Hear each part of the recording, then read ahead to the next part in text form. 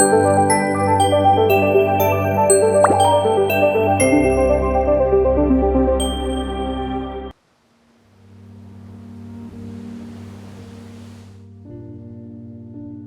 water whispers in hush of dawn, rippling secrets across the endless blue.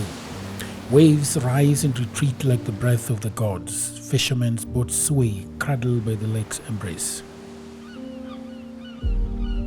Birds take to the skies with the sun's fast golden keys, soaring high, then returning to their silent sanctuaries. And rocks, steadfast and wise, have watched the ages pass, their faces carved by time, wind, and whispered stories. Here, where water meets stone, man has found a home. Resorts gleam along the shore, castles stand proud. Lake Victoria stretches across the three countries, that is Kenya, Uganda, Tanzania, cradled within the great African rift. It is the source of life, of mystery, of ancient stories. Scattered across its surface are islands, each with its own history, its own people, its own legends. There is Rusinga, with its fossil secrets of a world long gone. We have Takawiri, with its white sands and dreamlike beauty. But among them all, there is one island that stands apart. Mfangano. A place where the divine and the earthly meet. They say that God wakes up in the morning, goes about his businesses elsewhere. But it is in this island that God lives. For centuries, the Abasuba people have called this place home. The very name Mfangano is said to derive from the Suba word Ukuangana, which means to unite. This reflects the island's historical role as a sanctuary for displaced communities fleeing intertribal wars. This island is an island of ancestors, of spirits that still walk among the living, and hidden within its rugged cliffs and thick forests lies one of its greatest mysteries: the Mawanga Caves. Mawanga is a sanctuary of rainmakers, a place of power, a portal to the past. The walls are adorned with ancient rock art, circular patterns whispering forgotten prayers to the sky. The elders come here to call upon the heavens, to ask for rain, to heal the sick. The hand of God is said to bless those who seek its touch.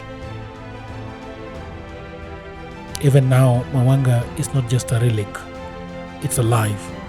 It's breathing, with echoes of the past still watching over those who enter through her unguarded entrance. Welcome to Dialogues with Jagero on the road.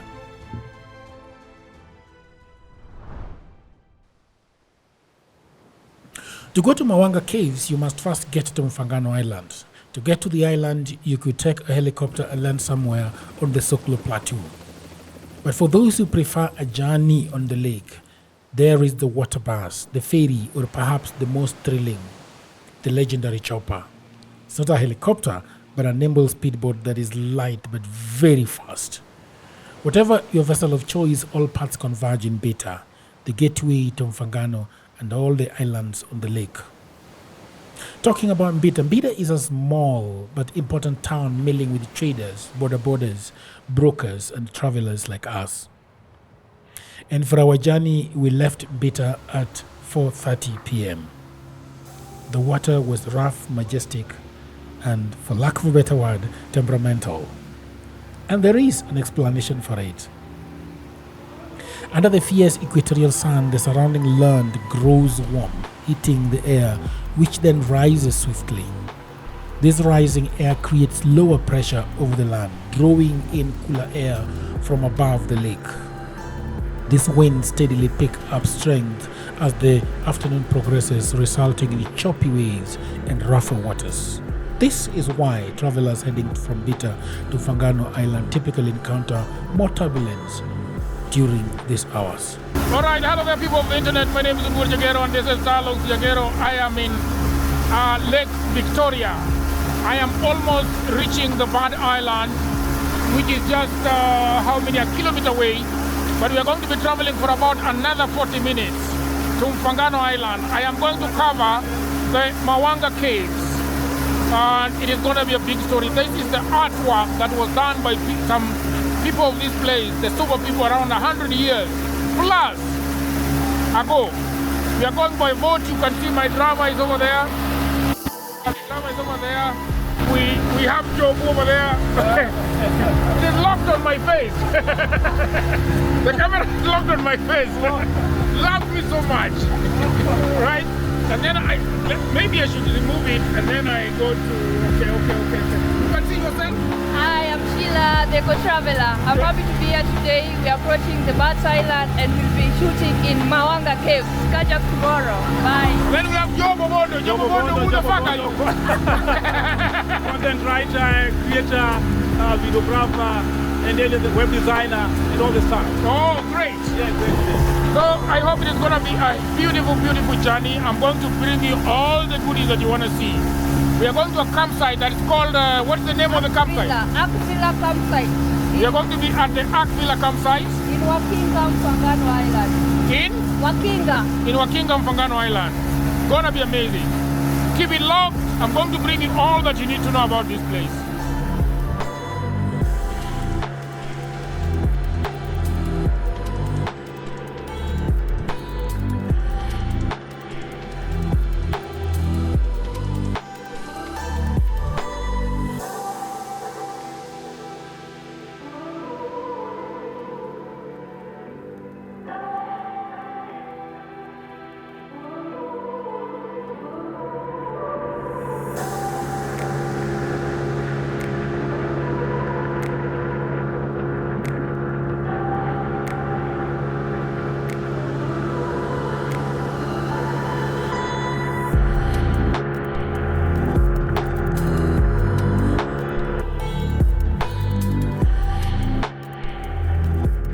Side note, we are going to be on the island for 5 days. Our stay is sponsored by Akvilla Camp, run by a friend, Mr. Amos Sequoia. And after about 2 hours on the choppy water, we finally arrived at the villa.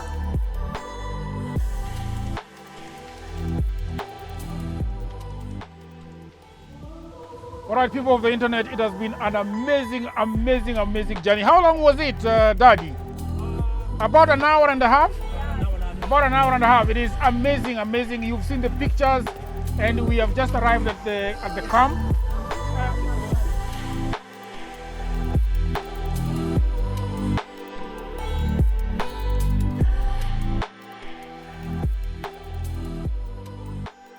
So thank you very much, people of the internet. This is, I want Mr. Amos to tell us where this place is. This place is called... Kuja karibu Ali. Kuja karibu Ali. This is the Akvilla campsite. It looks amazing. Thank you. Thank you very much for inviting us from all the way from Nairobi. Thank you. I hope that we are going to have a nice stay. You will enjoy your stay. Tell me about this place. Why did you start it? It looks amazing. This place is just unique. Yeah. You know, everybody is doing the hotel thing, doing the rooms. Yes. Okay. Us, we've chosen to do a campsite under the beach. Exactly. So we are looking for uniqueness. Nature. We are cutting our niche. Yeah. Nature and uniqueness. The beach of the sound of birds. The sounds of the birds, sounds of the lake. Very sweet. Yes. Amazing. And we have got something here that is amazing. Tell me about the drink.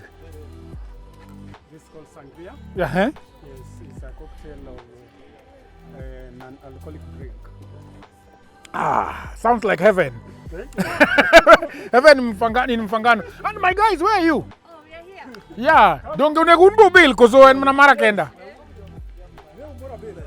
Cham. Magigi pain. Buro loyo. Hey. Thank you very much. Madam, what's your name? I'm called Lydia Diambo. Thank you very much. And you have not even talked. How is the drink? Oh, it's so nice. Tangy, beautiful. A very warm welcome. Yeah, let me give one to our producer, Mr. Ali. Ali, hebu wanja tusikie. Too much of fitness. This is the Kenyan. You Hiyo imedungwa sindano. All right, Ali, let's have a look at how this place looks before. Ark Villa Camp is a serene So this is luxury the gate. retreat center beautifully positioned Hii ni along ya the shores kuingia of Kitawi Beach on the tranquil Mfangano Island. The camp offered spacious, comfortable tents nestled in lush greenery, providing guests with both privacy and stunning views of Lake Victoria.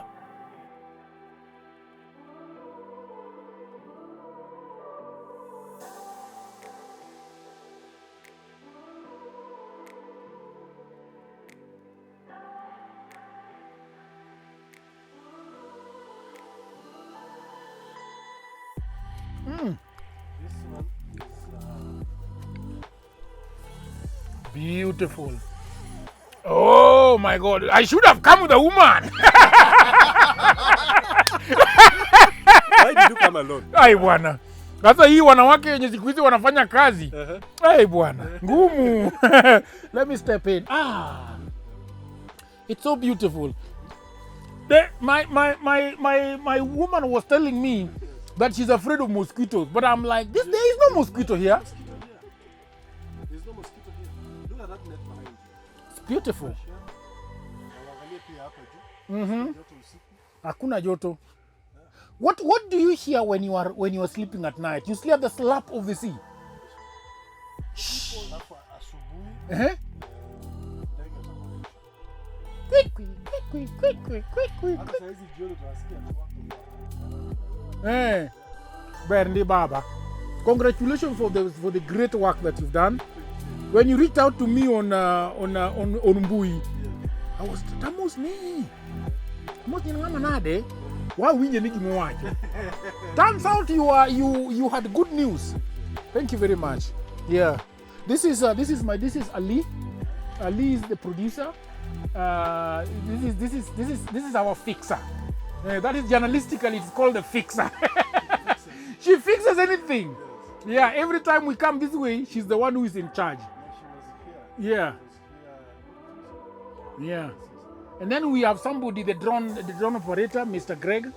He's cousin daddy. Karibuni sana. Its neat pathways lined with well-kept lawns and tropical plants pull you in. The gentle rhythm of the lake sets a relaxed and welcoming atmosphere. You can enjoy lounging by the water's edge, shaded by palm trees, or just take a leisurely drive around the peaceful island. Ark Villa Camp effortlessly blends natural beauty with luxury. It promises an unforgettable experience in one of Lake Victoria's most scenic locations. So I always tell people that when you think about holidays, you just don't want to think about Mombasa. When you think about holidays, you just don't want to think about Dubai. When you think about holidays, just don't think about those exotic places in the Bahamas. We have our Como of Italy here. We have our New York here. We have our Spain here. So if you really, really want to enjoy the waters, forget about the humidity of Mombasa. Yes, you can go there, but you can always look at something, interesting. Why would you want to go into a beach with 150 people while you can come here in Mfangano and swim all alone with your family? So I am going to show you a lot of things. Some of the things that we're going to do is to go to Mawanga Caves, where we're going to look at artwork that has been there for hundreds of years. We are going to look at birds. We are going to enjoy this place and find out what they have to offer in terms of food. So keep it locked. Thank you very much. And this is Dialogues with Jagero.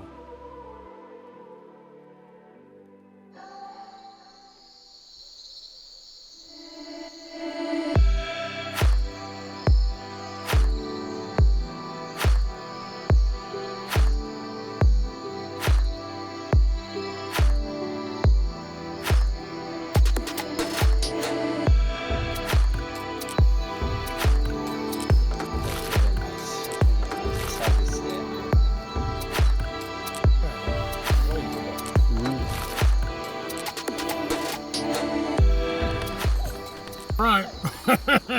Let me speak. There we go. I always talk about the beauty of the lake and the spirits that live therein. So,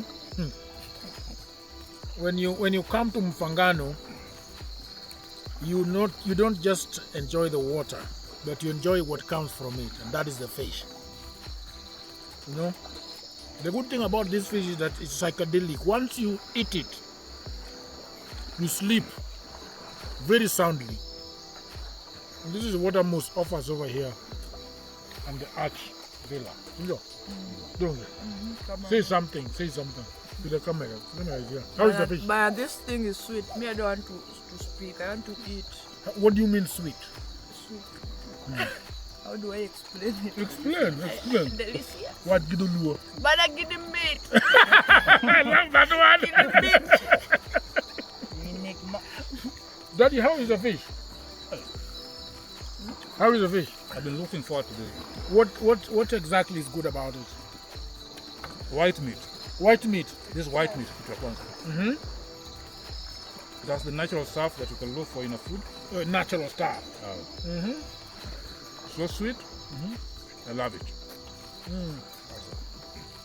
It was a long day traveling from Nakach, my village home, to this beautiful place. After sumptuous wet fried tilapia and ugali and a lot of other things, and the tea was made from lemon grass. It was time to dial down and get a good night's sleep, because tomorrow is a big day.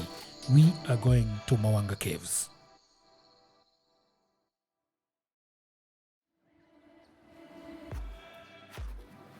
Waking up on Mfangano Island feels like stepping into nature's gentle embrace. Instead of alarm, I was stirred awake by the soothing melodies of birds, each chirp and trill blending with the quiet whispers of the lake's gentle waves against the villa.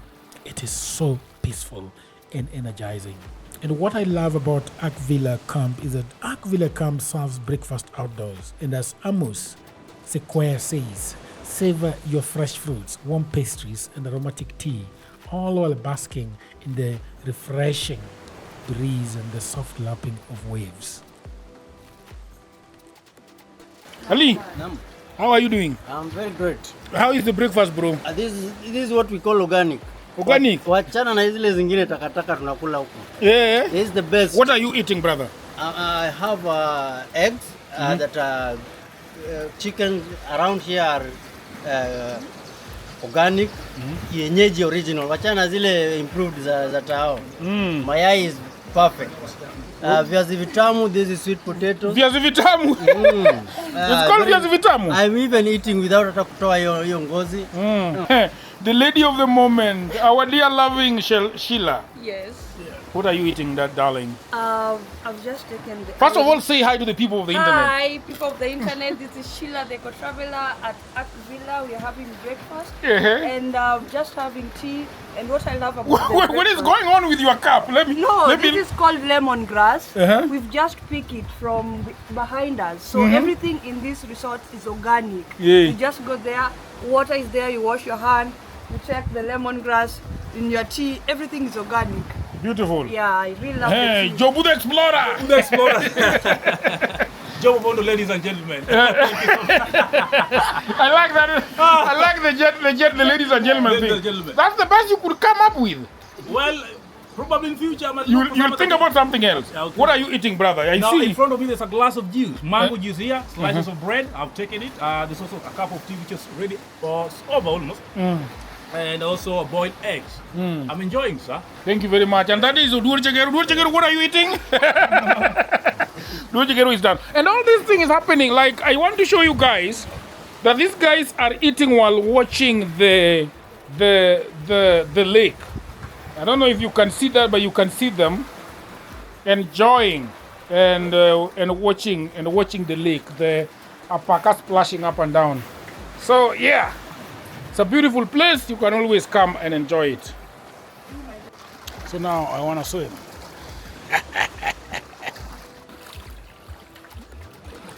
And as we waited for our chopper to arrive, I decided to get another swim.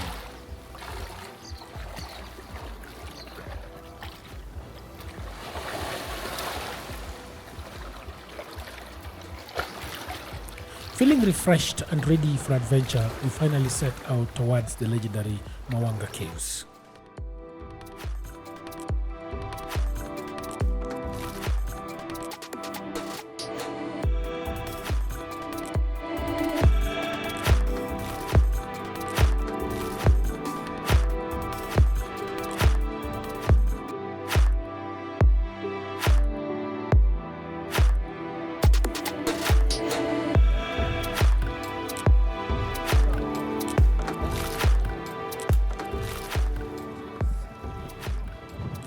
My name is Rujagero and this is Dialogue Rujagero. We have had an amazing time. We have swum in the lake. We have done a beautiful, beautiful seven-star breakfast offered by the legendary, the beautiful, beautiful Arch Villa camp. So now we are going to Mawanga Caves. There is so much history buried there. And that's what we are going to be finding out. So Sheila, how are you doing? I'm okay, how are you? How are you feeling? I'm feeling really, really good. This is what they call work and leisure. Sure. Work and pleasure. Tell me about Mawanga Caves. So Mawanga Caves is found in Wasamu, Wasamu village. Basically, they say that the original inhabitants were the people of Wasamu clan. So it's located in Mfangano West. Okay. Yeah, so we are going there. It's more of a spiritual place. Okay. They say that the spirits live there, and they were telling like the community there, predicting the rainfall, the drought. So we are going to see the rock, the arts on the caves. They will explain to you about the spiral, the red ones, the white ones, and the calendar. So that is where they were making, predicting the rain. And we are going to see also Atego Island. It's called the Rainmakers Island. Okay. Yeah, so they used to go do sacrifices in Atego and come back and live in Mawanga. You mean devil worshipping? No, not devil worshipping. It's the African tradition. Not devil worshipping, not human sacrifice, but sacrifice like goats. Yeah. Yeah, they give it to the gods to please them so they can send the rains. Okay. Yeah, so there's a lot of history about the place, and we are going to get now the chairman of the place to give us it into details. Yeah. And later on we are going to be also looking at the birds, and it's at this point that I want to introduce the bird. It's called the bird. It's called the bird professional. Please tell us a little bit about yourself, your name. Yeah.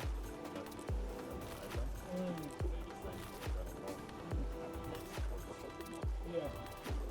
So you are going to be showing us a little bit about the Bards Island, right?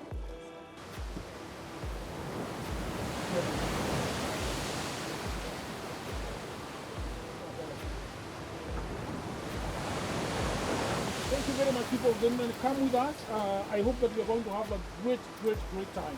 It's time to put on our life jacket, and here we go. Thank you very much. See you on the other side.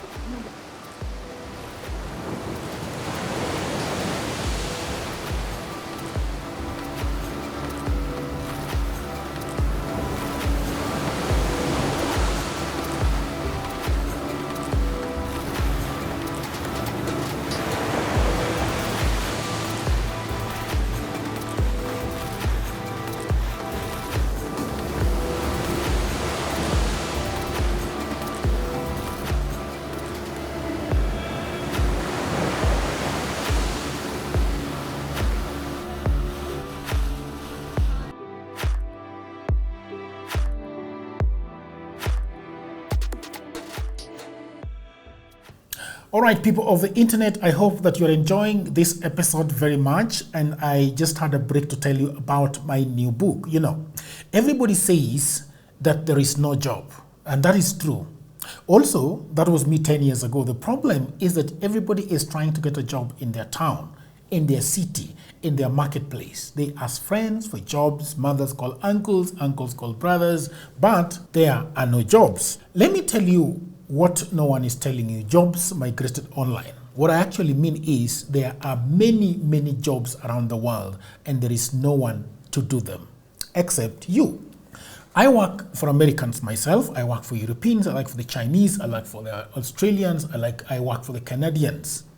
And so, because I have done so much for myself, I said to myself, you know what? I should compile what I've been doing for the last 15 years. So in 2024, I wrote a digital book called Goldmine 18 Hustles for Africans. And then in 2025, AI came. People say AI is taking away our jobs. And for me, I'm going to say false. There are actually AI jobs. Jobs are not being taken by AI, but there are new jobs online that are there because of AI. Now, mimi ni nani? I created more jobs. And for now, In my new book, we have 25 online and offline jobs that you can leverage on if you do not have a job. So in this powerful volume 2, I share 25 new actionable online hustles specifically researched and tailored for Africans. My new book provides clear step-by-step guidance drawing from my extensive experience and research, including the mistakes I've made and lessons I've learned over the 15 years that I have worked online. So, what can you do online? You can become an executive assistant for busy folks in Europe, America, Canada, and get paid for tasks like watching videos and taking online surveys. Okay? You can build a lot of things. Build a business as a virtual assistant, start an e-commerce shop without capital, be an affiliate marketer, or you can also become actually an English tutor and tens of AI jobs. If you have a job, that is fine. But I also know that you can buy this book for that brother, for that sister, for that mother, for that cousin, for that husband who is watching Netflix all day at home. Buy it for your friend who is always asking for cash. You know that friend. Now, all the information is on the description below. You can also inbox me, you can WhatsApp me, or go to my website, which is odworjigero.co.ke. And now, back to programming.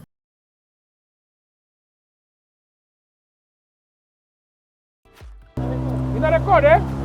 Yeah, so tell me about yourself, Sheila. My name is Sheila Aoko, born and raised in Rusinga Island. Rusinga Island is in Suba North constituency, Homa Bay County. Professionally, I'm a political scientist, but I... Professionally? Yeah. And professionally, you are a what?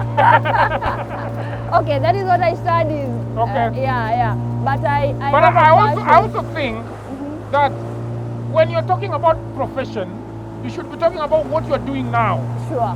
Not necessarily what you studied in school. Because now, I think that what puts food on the table is your profession ultimately. Sure. If you are harvesting sand, hata ukimwambia mtu wewe ni engineer, anasema tu. That is the idea. So go ahead. So I think on the same note what you are saying, when you are writing a CV, there is academic background and professional. Now I get what you are trying to say. Yeah. So currently I'm into environmental conservation. I'm an environmental activist, a youth advocate, an SDG advocate. SDG is Sustainable Development Goals. So I focus on SDG 2, which is zero hunger. Okay. Because I zero hunger? Yeah, zero hunger. Like hakuna njaa? Yeah, we want to achieve, we are trying to achieve the goals by 2030. Okay. Yeah, it's the UN SDG goals. And zero hunger, there's climate action, SDG 13. There's clean water and sanitation, SDG 6. So I'm advocating for those. I'm also a human rights defender. So being an activist make you, you are just there. You can't see any injustice and keep quiet, whether environment, whether relating to the human and the society. So as for now, when I go back to the profession, I'm a sustainable tour guide. Sustainable tour guide. Yeah. What does that mean? So it means that I have an eco tour agency which is focusing on sustainable tourism. So what do I mean by sustainable tourism? Sustainable tourism is not just about going on trips and maybe coming back. It's about saving nature. It's about improving the economy, and it's about empowering communities. Yes. So basically what I do when we go on trips, we sometimes save nature by doing cleanup. We plant trees, and I have a partnership with Seedball Kenya. We throw seed balls as we hike, and also we promote... What are seed balls? Seed balls are indigenous seeds of trees, like the acacias, Olea africana, the grass, the bamboos. So they are enclosed on charcoal dust. So they have the charcoal dust with nitrogen fixers, and they put them into like balls. Okay. So they put seeds inside, you just throw them and they grow. So it's an innovative way of regreening rehabilitating the degraded lands. Like for example, up there on the hill, you You can't carry a djembe and plant a tree. You can throw them and they'll just grow by themselves. So it's a very innovative way of rehabilitating the degraded lands, the arid and semi-arid. Yeah, so that is what we do. But on also building economies, I'm not talking about going to big resorts, the 5 stars, but I'm promoting local economies. I use local means of transport. We hire boats from the local community, fuel it, and also pay the people who take us there. We eat local foods. We go to local resorts, the organic foods and local foods. We go to local resorts. Apart from just the local resort, we can even visit someone's home and pay her to cook for us. Yes. Yeah, we buy things from the local and they cook for us and we pay them for that. Yeah. So it's I think it's something which is sustainable. But on the side, we also give back to the community as much as we are also traveling. We are in partnership with different organizations and partners. So anything touching the community in terms of environment, community development, we are always there to support. Okay. Yeah. Oh, beautiful. Yeah. It's a pleasure. I really hope that ecotourism is going to change the face of these 3 islands. Yeah. Makawini, Mfangano, and Rusinga, correct? Yeah. Yeah, and I'd really like for people, as you were talking, Yes. we are trying to embrace local tourism. Yes. Like for example, as we speak now, it's the low season. You don't get tourists from the international other countries to your country. How do we survive as tour guides? Yes. If we can't have our base focus in local tourism, local people visiting local areas, it's not easy to survive. So I really love to urge our people to embrace this kind of tourism. Like I know there are some people who live in this island, they've never been to Mawanga, where we are going. I know people who live in Rusinga, they've never been to Ruma National Park. They've never been to this small other island. Like we did a fishing excursion in Ruodi, the King's Island, Birds Island. They've never experienced such kind of things. And this thing are really relaxing and also helping with your mental health. So I really feel... I like the idea of mental health. Yeah, mental health. How do you feel now? I feel Traveling from Nairobi, the cities, you are out in the outskirts of the village. Yeah. You've forgotten about the political headache and a lot of things. You're happy. Yeah. You're like you are in somewhere else. So if we could really, actually I was having this conversation. I was telling someone that our ancestors, they didn't have therapists. They had mountains. Okay. They had the lakes. Okay. And they had even the forest. So they just go to the lake, they just swim. walk and listen to the sound of birds. Yeah, that is therapy enough. We don't have to go for therapy. So if local people can embrace local tourism, it can really promote even the county government and the government itself. If they can really invest in tourism around the lake region, not just coming, taking people for boat ride, but things like fishing excursions. It can really boost our economy and even for the county. Because look at how beautiful this place is. There are so many activities. We were talking about zip lining. The other time I was with Paragliding Association of Kenya. They love the place. They want to do paragliding within Homa Bay. Yeah, so there's a lot of opportunity for tourism, and we can do a lot of things, not just road trips and coming back and staying on resort. We go outside there, promote the local people, and also save nature, and also mentally establish ourselves. Like you are there, you're just free. You've forgotten about the internet. Do not disturb mode. Thank you so much. Thank you. As we get closer to Mawanga, it's impossible not to talk about Rainmakers Island, a small but deeply significant piece of land that's tied intimately to the history of these caves. In ancient times, Mfangano was known for its powerful rainmakers, These were the spiritual leaders who held the power to bring rain during dry spells, or conversely, to invoke drought upon their enemies.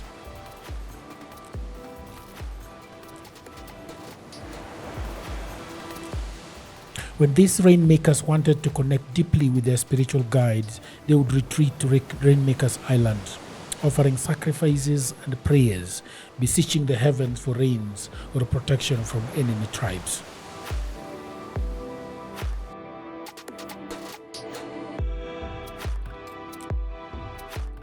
But here is something even more intriguing about Rainmakers Island. It's also known locally as the Moving Island.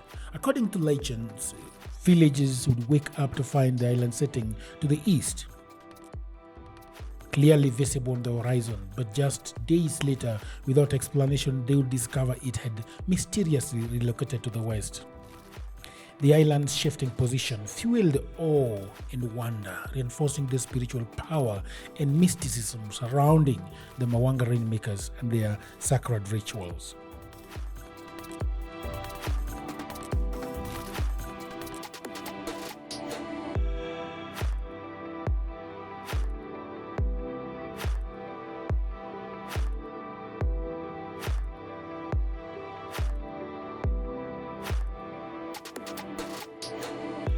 As our boat gently curves towards Mawanga Caves, a sense of quiet reverence settles upon me, as if the island itself whispers stories long guarded by stone.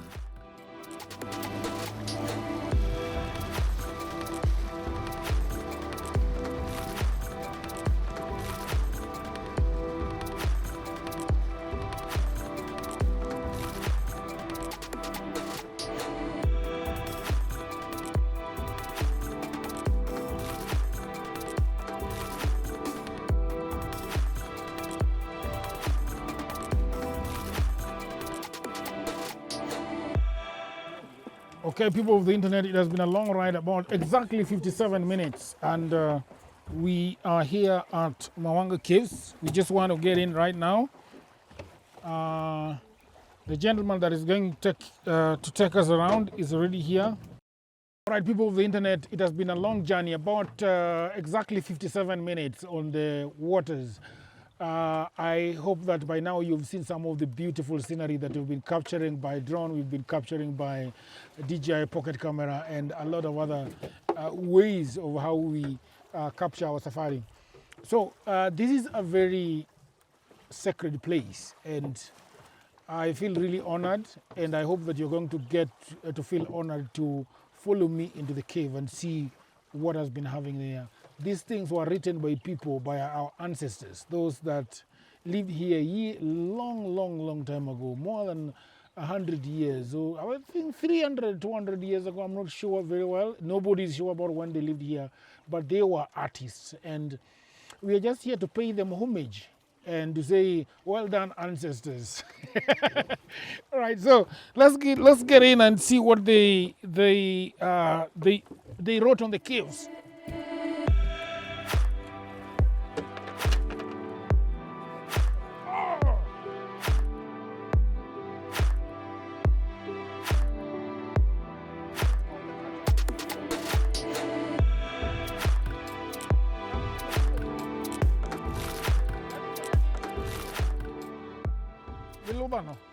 Why is it called cultural spiritual expedition? It's called cultural because of the Abasuba culture. Yeah. It tells people about the Abasuba and who are the Wasamo community and people who settled in this island. And spiritual because it's more of a spiritual place. Okay. Yeah. So it was the spirits that were guiding them on predicting the rainfalls, guiding them on the rainmaking on the drought. They could tell when it's going to rain or when there will be famine. So it's more of a spiritual place, and you can get there, talk with the ancestors. It's time to connect with the spirit world. Welcome to our cultural and spiritual expedition. Thank you very much. Yeah, very nice.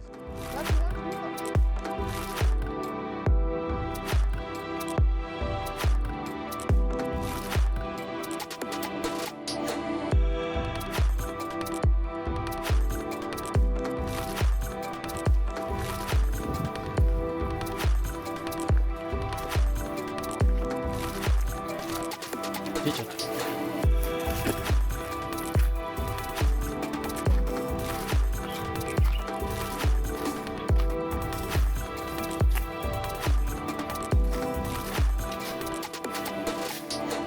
Are you leading us? So before we get into the rock cut, we start from this place. We get some explanation about the rock cut. So up there is written the highland. This highland is a part of the moving island. It is situated on the northwest side of Mfangano Island. I think I will show you the Manga Island before we get into the Mawanga rock cut. So, the Mawanga rock cut was a sacred place for the Wasamo clan, and they were the only people allowed to live in this cave called Mawanga.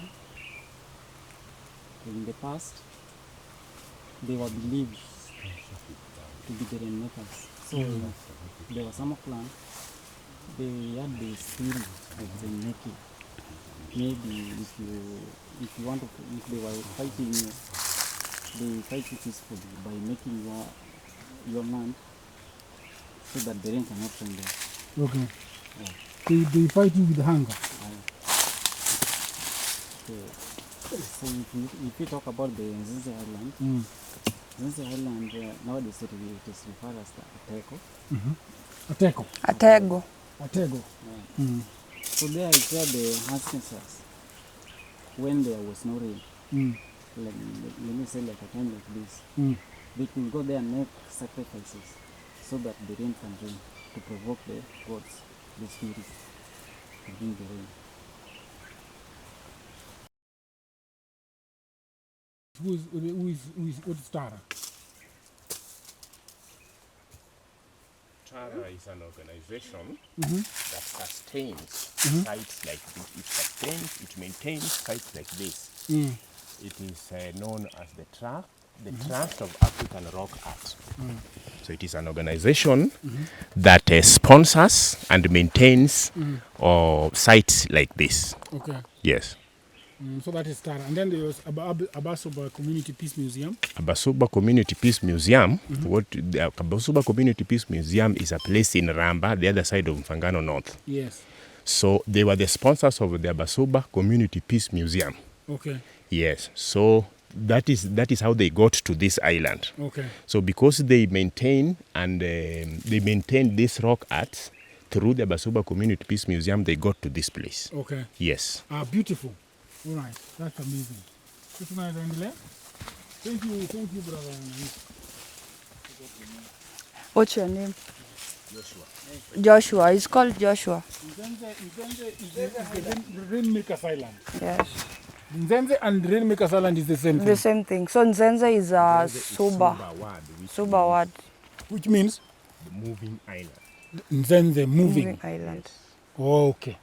So you have the story of why it's called the moving island? Yes. Okay. Yes. Got that clear. So, great.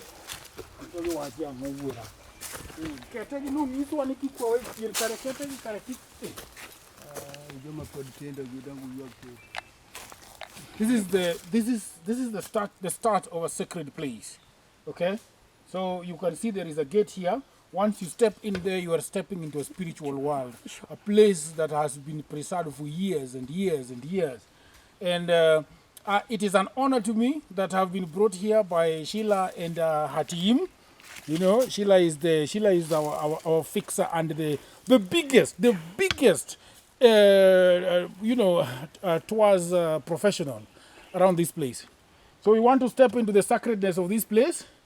It's an honor, and as I said before, it is an honor for you to also follow us. So follow us. Welcome to the spirit world. Yeah, I can hear them murmuring. Can you hear them? Yeah. I can hear them murmuring. Ooh. And it's forest bathing. Cleansing. I don't know whether this boy is going. We are being cleansed. We are being cleansed. Yeah.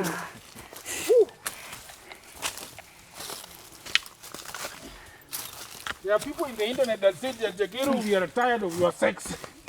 Podcast. Bring us something serious. Now we are into the spirit Brought world. you to the spiritual Oh, world. yes. Oh, Mawanga book. Rock arts. Oh. Okay. Matakatifu. Amen. Para. There was the Padre Goleli Soto ni Pegnos Rock Board Mar Pay Water. These are the instructions, eh? So the instruction is that this is Mawanga Rock Art Site Code of Conduct. Never touch rock art. Never pour liquid on the rock paintings. Correct? Do not outline or fill the paintings with chalk. View the art from a distance. Do not litter the area around Mawanga. Do not engrave or write your name on the rocks at Mawanga.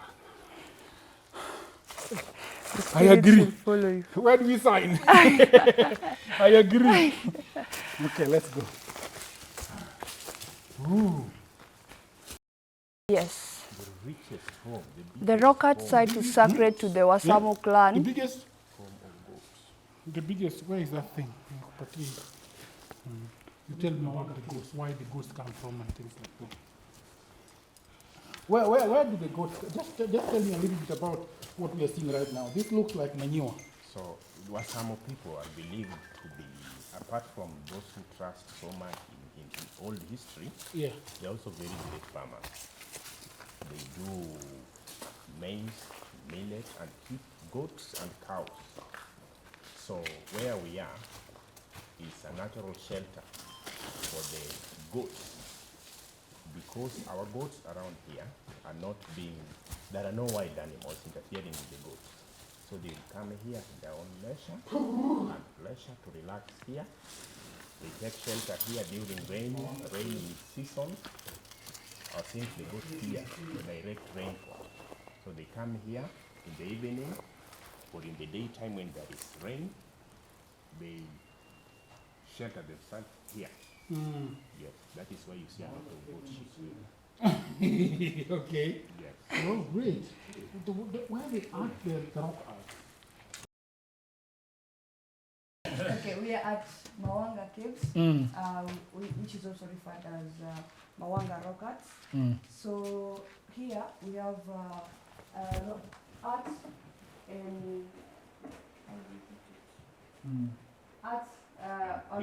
and painting on the walls. So as we saw earlier there are paintings, the spiral one, the white one, were for drought season. If they were to paint, if it's white, it means that there will be famine and drought. And if it was red, there will be, it's a rainy season. So that is how they could predict the weather, because they had inspiration from the spiritual world. Yeah, so, and as there also this line here, this was like their house. So the men used to sit on the other side and the women on this side. So this was like the boundary. And the king used to sit here. They had a king and a queen. So the king was... Do we know their names? No. Hey, okay, no worries. 500 years back. Yeah, so the king was to teach the men on the ways of life, how to what men could do, and the queen was in charge of the women. And from this one, you can see the kind of some arts here. So you know how they make mud houses? Yeah. Yeah. So they were being taught how to make the houses.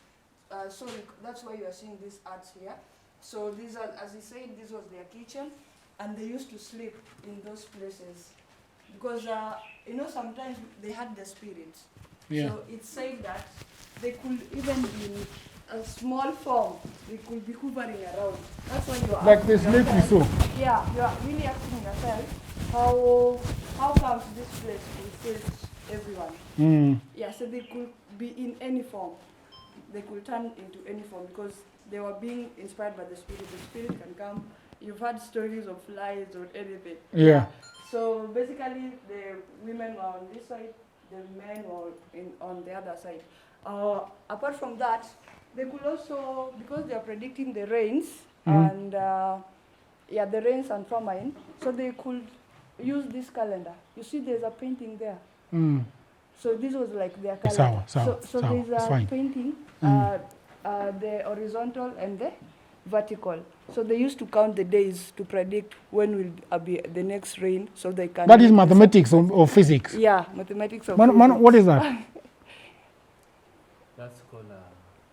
That's now weather and forecasting. But weather and forecasting is geography. Oh, very good. Yeah, so okay. they used to do that, like when they said when will be the next long rain. We normally know it's March, April. For them, they could just count the paint on the painting, like through art. Where is the painting exactly? These white ones. The white one. And there are things over there. Yeah. So that is how they could do it. These people. Inakuja hivi, and then it's a hivi. So it's one like this. But it's years, so they are fading away. They are fading away. Kikigori pinyomera. So. And now about its connection with the birds, with the Nzenze Island. Nzenze Island. So during, if they wanted to please the god, for if it's famine and they wanted the rain to come, they could live here to Nzenze Island, make the sacrifices, goats, maybe cows, and leave them there. And the gods could come and feed on them, and after sometimes it rains. So that was one of the most fertile places. That's why you asked earlier why they were to go to the Nzenze. Apart from the other history, Nzenze Island was very fertile, and only the Wasamu people could farm there. Yeah. Even up to now? Yeah, even up to now. It's only the Wasamu people that farms there. Yeah. Oh, okay. So that is basically... That's a nice translation of what the Mzee has. As we conclude our exploration of Mawanga Caves, I can't help but reflect on the profound experience I have had here. These caves are far more than ancient shelters. They are living heritage, spirituality, and ingenuity of the communities who once called this place home. There were Gimbe, there were Samo, there were Gire, there were Kula, there were Kinga, and there were Uzi.